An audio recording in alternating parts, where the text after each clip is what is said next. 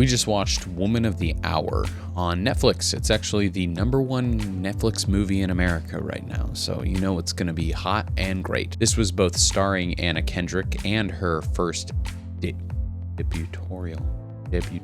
her first movie that she directed. It is based on the true story of serial killer Rodney Alcala and his 1978 appearance on the television show The Dating Game in the midst of a murder spree. I first feel like I want to talk about the movie.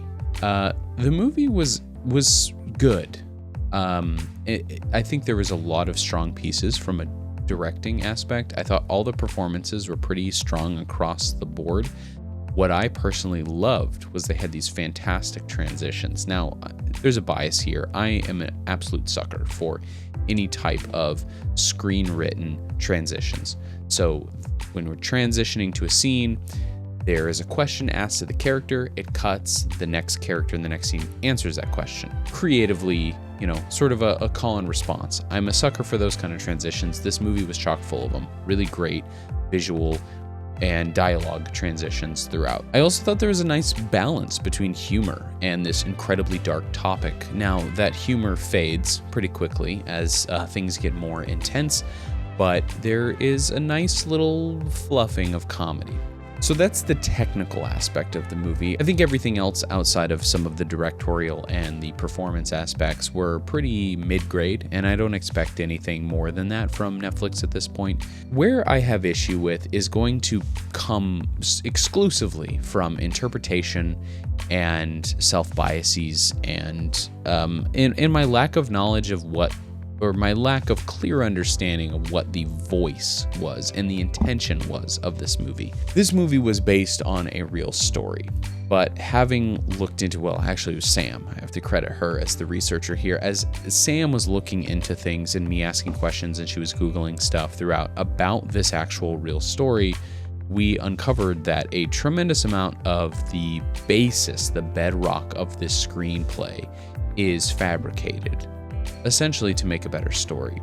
Anna Kendrick's character is very, very different than how this actual person in reality was.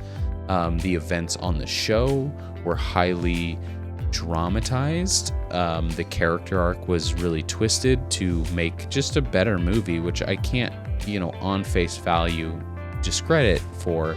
There was at least one character who was fully fictional, and that was just to serve the purpose as this broader message. Now, what is that broader message? I can't say for certainty, so I don't want to overstep myself here, but I interpreted it as there was a lot of great messaging surrounding, feminism, misogyny, and from what I understood based on things, again, that Sam was reading about the movie while we were watching the movie, is that some of the intention here was to tell this story from the female lens as opposed to a traditional, maybe docu-piece that might be more focused on the cops all high-fiving each other for arresting this person, when in fact there were lots of holes throughout this serial killer's, career, if you will, where people were reporting him and they were just sort of dismissed as these female victims. That's my really rudimentary understanding. Some of my reservations and maybe criticisms come into play here is I am somebody who I've long time enjoyed true crime, but I found the genre further and further exploited as it becomes more and more popular and more, frankly, financially viable. And I feel like some of the liberties taken in order to make what is an interesting fact about this serial killer, which is that he was on national TV and met this woman, was the contestant to this potential victim, was in reality not that significant. It's a very interesting anecdote.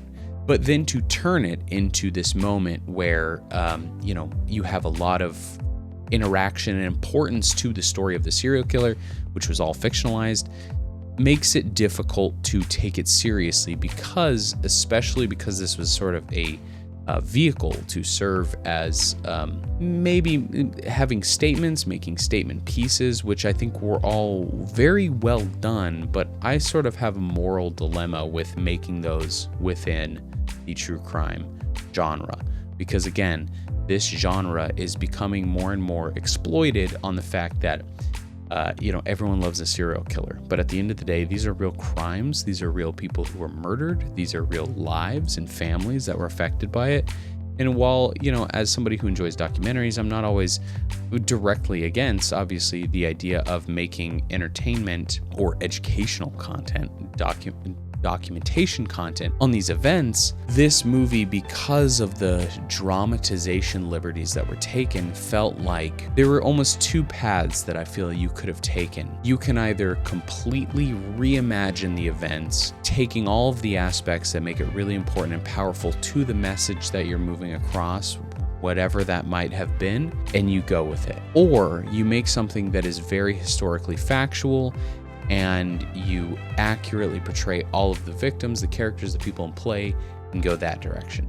But to morph the two of them is just inherently, whether this was the intention of the creators or not, feels as though they're taking a story, they're taking a popular bloody headline and using it as a way to market a different story. That's just my general take.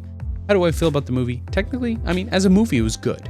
So if I'm gonna separate my sort of like moral complications with it, and not even moral, but just like artistic integrity complications with it that are just me personally, it's a 7. It's a 7 out of 10. Very unrewatchable, very forgettable outside again of those sort of biases and, reflection things. To be honest, my opinion, I think we need to stop kind of supporting all of this true crime. We're beating a dead horse. It's becoming formulaic, which is kind of a weird thing to even say about such a genre. At this point, either give me the documentary or just I don't care about it. That's my take. That's me personally.